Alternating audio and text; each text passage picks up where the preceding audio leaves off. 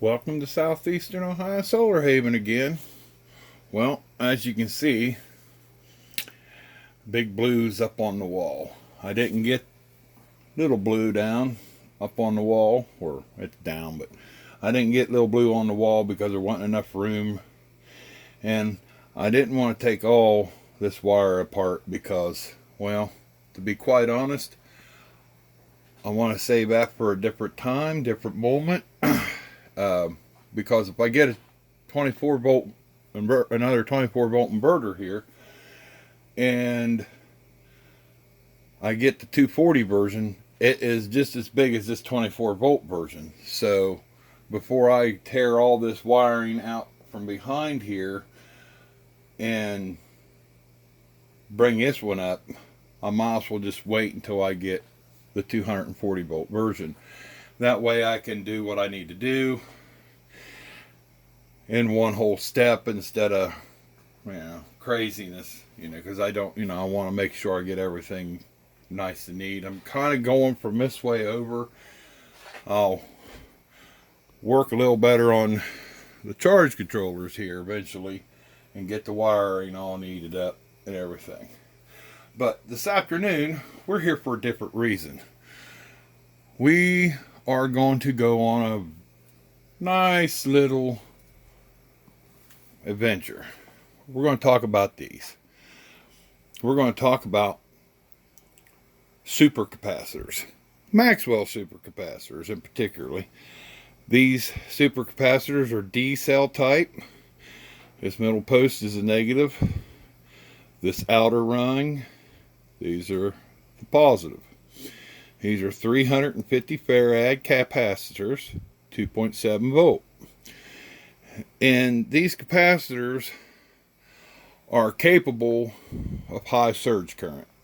And the reason why they're needed in this world is for, high surge current and, storage capacity, things like that. It could be used on wind generators, they use them in school buses or some sort of buses that they were using power projects, not these particular size, but in a bigger size. But we're going to use these in a different project this afternoon using these circuit boards that you can buy on eBay, provided by CSD or whatever it was, CSD well, or some people call them Caswell or whatever. This circuit board is basically a board that you mount your capacitors on, solder to, but it also has balancing circuits in the back to balance your capacitors. Now what we're going to do this afternoon is show you how to make your own 12 volt rated super capacitor that'll be 58 farads after you're done. And the reason why it's 58 farads is because when you take one of these and wire them in series, just like your solar panels, plus, minus, and then minus to plus, or whatever, in series, is because when you wire something in series, you increase your voltage, but your, things will go down in division. I forget how it works, but anyway, like these two caps here, if I was to wire them in series, to make sense to you, when you wire these in series and capacitors, you basically divide by 2 and you end up with 175 farads. So when you do 6, you end up around 58, 59, somewhere around there. But if you was to do these in parallel, positive to positive, negative to negative, you would end up with 700 farad, but only at 2.7 volt. The other way, it raises your voltage to 5.4 volt. Same concept, but you have good storage with them. What we do is here on these circuit boards is basically there's only one way they go in, and they basically plug right into the board. As you can see right here, I'm doing up close shots. They just plug right into the board. You just shove them in there, and then you got your solder tabs on the back end of it. Now on these particular boards, these holes right here, which would be your main power connection, those holes ain't very big, and so I buy 1/4 inch threaded bolts. That way I can poke that up through there, and you put a nut on that, and then you'd put a secondary nut. This is where you would tap your power from, both these poles here when you're done. One's a ground, one's a negative. So what we're going to do here, we're going to take and populate this board. We're going to take this board and we're going to stick these capacitors in here. It's just easy. It's simple and easy. Just follow the pattern that's in the board. There's no way anybody could screw it up, unless you're really, I don't know how you could screw it up. This is so easy a caveman can do it, I'm telling you. So you plug these capacitors in here. Well, we'll not call them capacitors anymore. We're going to call these super caps, because these things store tons and tons of energy. And you take this and you got them all plugged in there, as we hope. The trick is after you get them all plugged into the board, is flipping it over, which can be a little pain. Sometimes they'll snap on there and stay, sometimes they won't. But as you can see now, we got our board sitting there. And if I can get this to focus in a little better for you guys, this is what we're looking at here.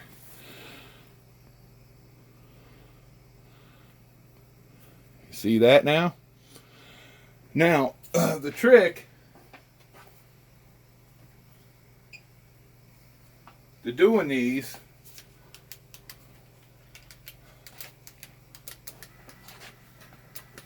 is having a good soldering iron. This is the soldering iron I use. I use a Weller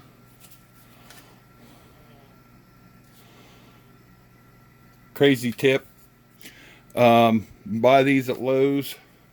They're 100 to 100. They're adjustable. They got 2 trigger positions on them. They're 100 and 140 watt, and good solder. I use rosin core, so it's no big deal.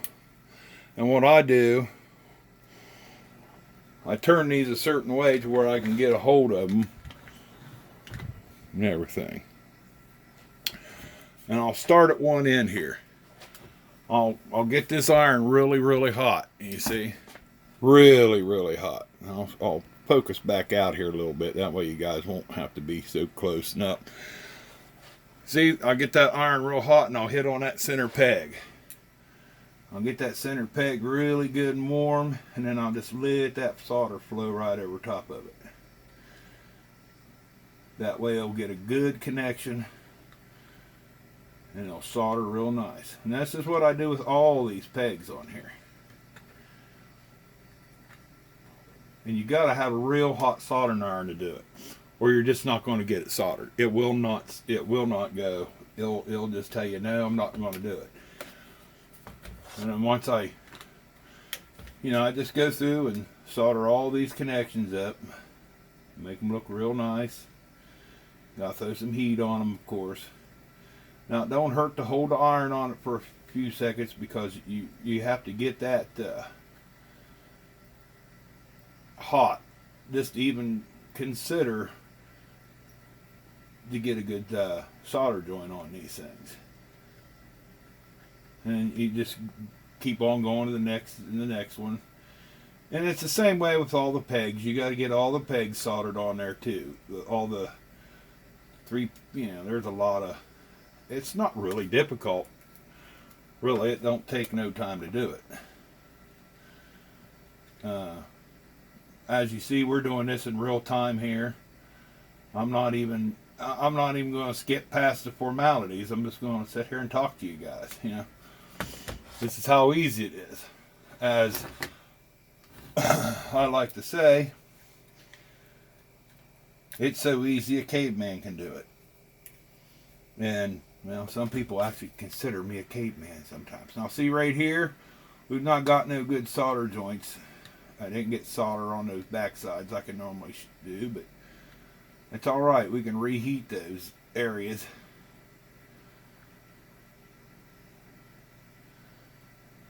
Sometimes it's hard to see if you don't get a good joint, but sometimes you can.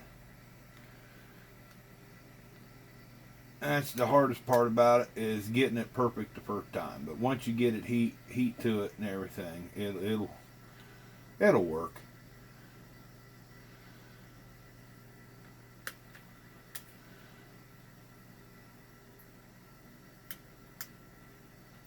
And there we go. Got some heat on that one. Now sometimes the solder don't want to stick to these legs. You kind of got to take an emery board to them or something and clean them. That way it will. Most of the time you don't have to. If you got a hot enough soldering iron, it usually just welds right on there perfectly. Sometimes it just don't want to work with you, and sometimes it will. This is one of those times it's actually working for me, which is strange.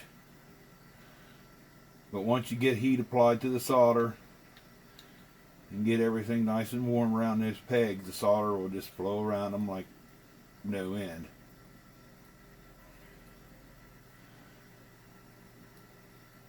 Just a little bit of work there. So that one feels a little bit cold. I don't know if it's my... Sometimes my soldering iron gun here acts up on me. Now I got a different iron I use for electronic work, but when I'm working on these, I got to have a... you got to have a soldering iron that can put some heat down. And that joint's a little bit... Now I'm going to do this one. I'm not going to solder all these joints, but I'm going to give you an idea of what that's entailed anyway. I will finish this one out later. But I want to explain, I just wanted to show you all how easy this can be done with the proper tool. And I think my soldering iron is actually acting up on me a little bit. Yeah, because it's not wanting to put out the heat. It's probably the tip going corky on me.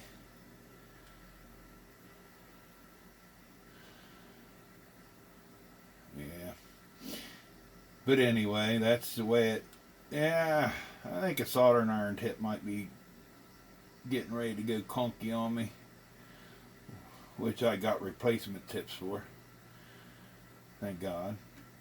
I'm just kind of working this solder around this peg here, because this one acted like it didn't really want to take a good connection. So I'm kind of working it a little bit, adding a little more extra heat. But anyway, that's kind of what you end up with when you get done. Some of these solder connections I'll have to go back over. Hot right there. That's a good solder connection. Most of these I'll go back over. And what I do with these boards, I'll take, you'll see these little strips of solder in between. Once I get done, because I still have to solder all these in too, right here, on these. But anyway, once I get done doing this board, what I do is I'll take solder and add a little extra solder on these PCB strips. And the reason why I do that is because sometimes if you pull a little bit extra too much current off these boards, this part here will actually go poof. So I'll go around all that and everything. But when you're done, you got your basic circuit board with your power terminals. I use an 8-gauge ring terminal on these. And what these are great for, when you finish them, they're actually an excellent choice for your power inverters on your power input. Because what happens is when you get power surges off your power inverters, when you have an initial surge of power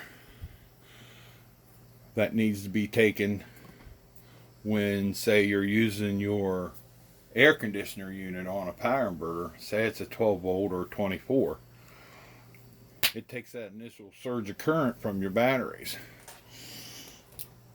This defeats that surge of current. if you have one of these connected up at the front end of your power inverter, if it's 12 volt, it'll take that surge current from this circuit because this stores extra power. Like over here, as you can see on this wall, I got two of these little banks here, and that's a 24 volt bank because you can wire these in series. You know, you make two of them and you have another bank, and you go from that and wire it, and you have two of these. You can wire them up for 24 instead of 12. And it helps for, you know, surge current basically is what you're hunting for. Something to help with that battery surge current. Because sometimes your inverter will draw, say, 150 amps of inrush current to start an air conditioner when you was only at 30 amps, and sometimes your battery can't provide that 150 amps inrush current. If you only have a couple of 12 volt batteries hooked up to a, say, a 2000 watt inverter, it may not be able to handle the inrush current as quickly as a bank of 10 could. So in that case, this is where these come in handy, because it'll take that inrush current that inverter needs, and it'll suck it from those capacitors first. It'll be right there, you know, because this is instantaneous current, and that's the reason why you want to use them. It's considered basically a high outrush battery pack, in my opinion. It's just the inrush of current that an inverter wants, that can provide it, as long as, you know, you're not trying to do 1.21 gigawatts.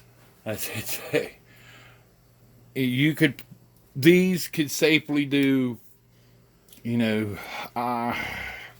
from what I understand, on a safe point, if you could do 100 amps inrush current with these easily. And then, you know, the bigger ones, you know, it's almost unlimited. Some of the bigger ones, the 3000 farad capacitors, the big round ones, I've showed you in an earlier video. Those can take extraordinary amounts of inrush current, up to 1000 amps. So it just depends on what type you want to use. But for a beginner setup and wanting to use 12 volt, that's perfect. One of these are just perfect for 12 volt. You can use two of them for 24 volt. In fact, I got two of them there. I've got a big bank of the 3000 farad capacitors. So that's the way to roll if you want to handle inrush currents and stuff like that. But, yep, that was the ideas I wanted to give you today, and let you guys know what you can use these for. You know, it may have educated you some. I still got to finish the soldering on these.